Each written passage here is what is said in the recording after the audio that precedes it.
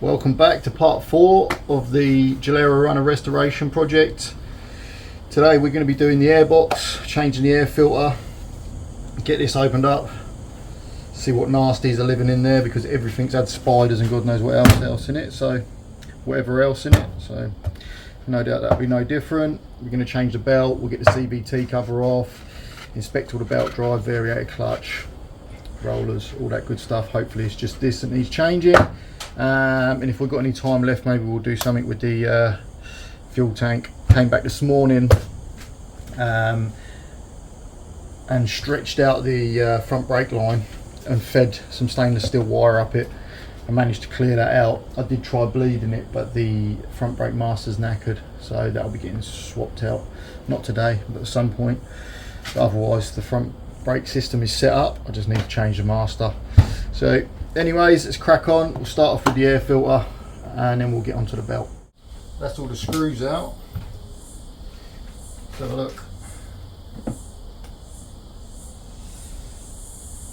It's actually good. It's actually empty.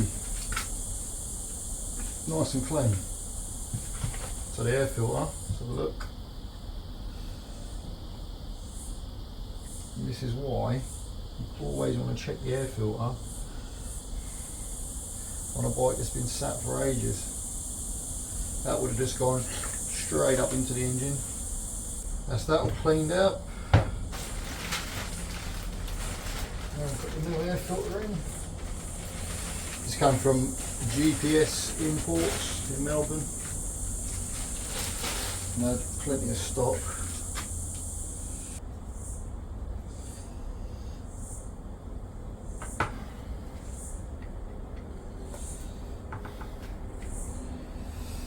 The new air filter's in. My hand's absolutely jacked up. Put this back together.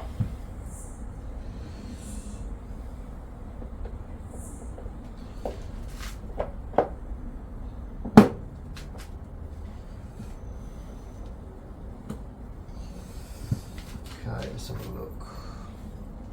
All of these were the same size apart from one, which was smaller, and that was out of that. There. So look, some of these heads were a little bit dirty. Should be right. So we'll just throw all these back together now. Throw these back in. That's the airbox. Air filter all done. Just needs a bit of a clean up before it goes back on the bike.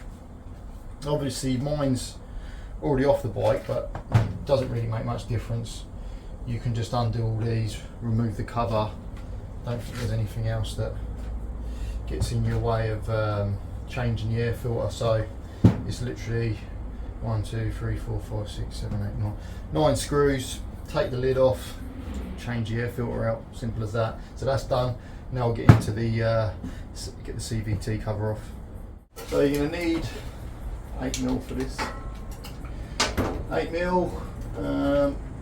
This hose needs to come off. Mine's not held on by anything at the minute, so that will just pop off like that. We also need to undo the oil cap because that will get in the way when you try and remove the cover. So just leave that like that for now. With the 8mm bolts out, one of these has got a ground on it, so just remember that one goes back there when you put them back together. So once all those are out, I'm going to remove the dipstick, get ourselves a little flat nose,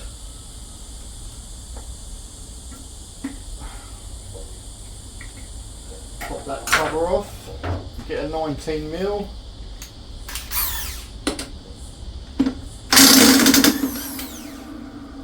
That brake free.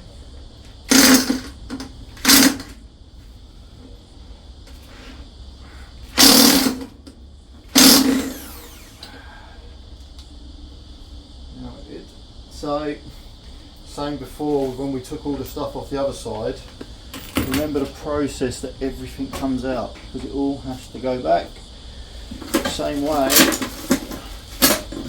Let it come out. There's a washer in here, I know there is. Yep. Oh, Mr. Washer. Let's see if the cover comes off. Just have to watch out for that washer. And there it goes. So, washer and a nut there.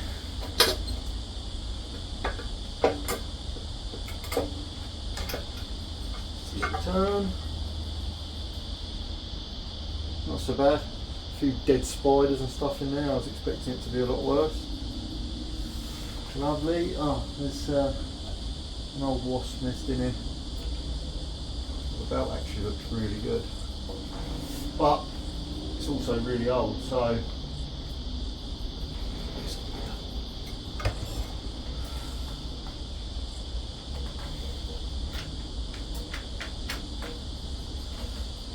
she's got plenty of compression, that's for sure.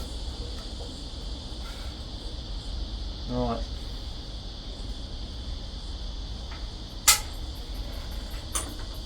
Take the bell housing off. That looks good. Nice and clean. No heat marks in it or anything. A little bit of rust on the inside, but that's fine. I might have to undo that one first. So the same size. No. Let's try. So 17. 18 then. Yeah, 18 and 19, I remember now.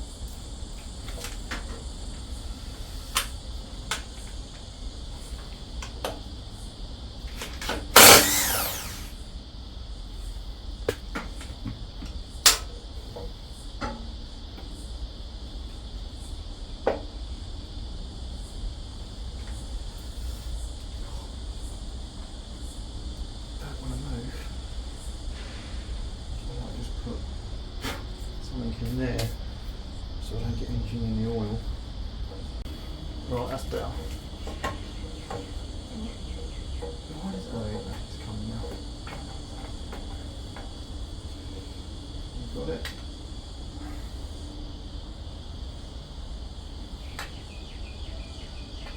Rubber's a little bit perished on that, but all looks like very clean, like you'd expect it to be. Cool. Got another washer here. And then there should be another little spacer. That one, that one. That. That's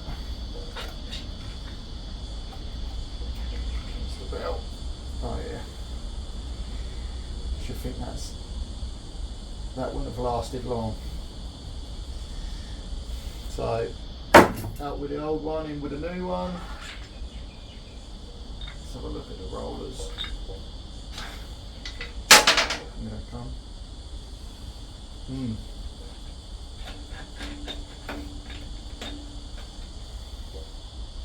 One nice thing.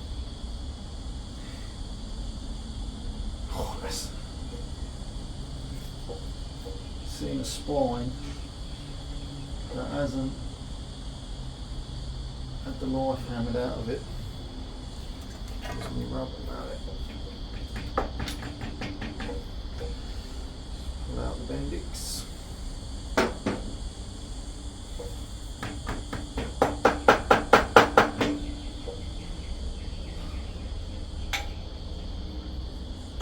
And there she goes. She was a little bit sheeged up. She'd been sat there for a long time. Yeah, spline's really nice. Looks like at some point a wasp has lived in this. And we'll take the clutch off.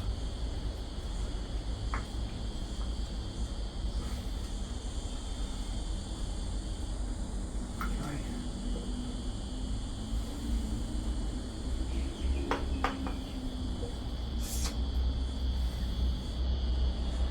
Same again, looks nice.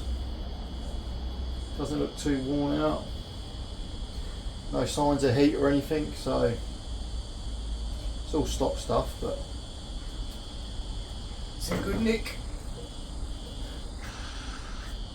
How's what's that one? That's another one that went on my 180 before. What was it, a belt tensioner? I think it's a belt tensioner, but that bearing went. And when I used to stop at like traffic lights, it was like, and that's what it was. It was that bearing. Cool, so what I'll do now is, I'll just take my time just to clean out all this stuff, and then we'll put it back together. Alright, well that's that all cleaned up. So, start off by putting the variator back in.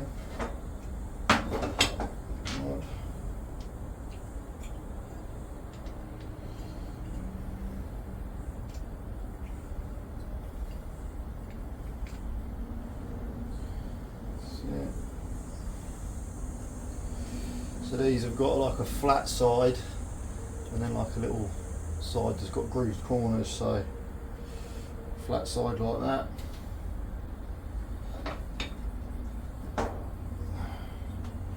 And then those grooves in there just slot on those ones, so it looks like that. Put the shaft or the sleeve back in the middle, and we'll try and get this on without knocking the rollers out on the way back in. There she goes, sleeve all the way in, and for now we'll leave that like that before we throw this back on. Now I'm going to pull down and twist the clutch to open it up, and I'm going to drop the new belt in there and just seat that as far down as possible, and it gives me as much room as possible to play with when I'm putting it back in. So now I'll slide the clutch back on like so, and then that way I've got as much play in the belt as possible, so I'm not trying to stretch it or anything. So that's sat in the clutch nice. Now I can put this back on.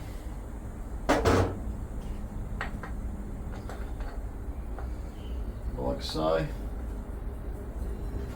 And then this back on. So that's with the fins facing this way. And then the cog or the drive goes facing that way, so I'll put the Bendix in as well. I'll put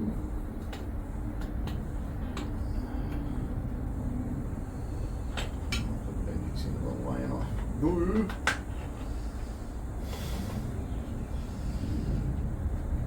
like so. Cool, actually, I've lost the washer out. Come on, Spence. Washer. See, this is why you need to remember where everything goes back. Washer in there. Starter motor Bendix, then this. Right, that's that. That's that side done. We'll just give it a couple of ugga-duggers. Usually find that works best. It's the bell housing first. Bell housing spacer.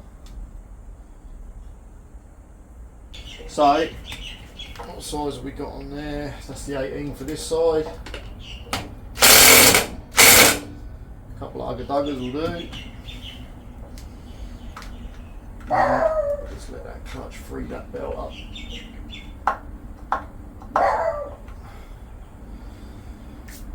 Sweet, I was going to clean out the inside of the CVT cover and then I'll put it back on. A little bit tricky to put on. Sometimes it will go first time. Sometimes it will be a massive pain in the arse. Right.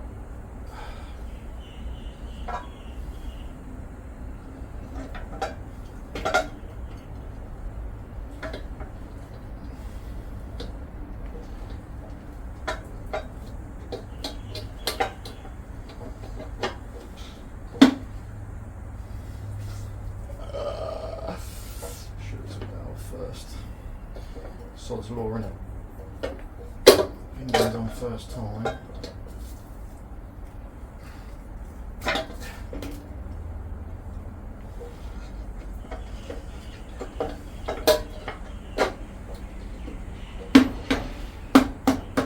Sweet. Chuck the dipstick back in.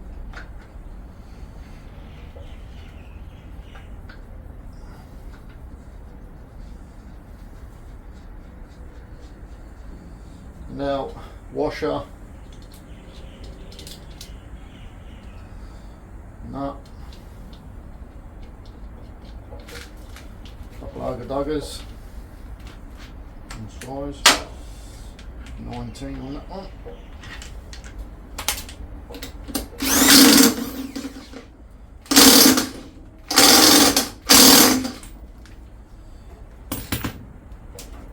Throw the cap back on.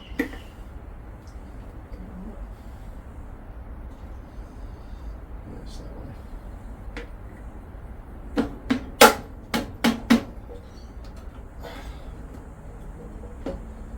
Stick your little intake pipe on as well. So I'll do that after. Dipstick, all your 8mm bolts. Let's get the one with the ground first, so you don't forget that. That one in. That one. And that one. This one's sleeved. That one. That one. And then also you've got this little brake line mount as well. Don't forget that one. There, and that must be the last one. Just tighten these up in a star pattern, one over there and then do one over here, and here, and then we'll come back up here, just make sure that it seats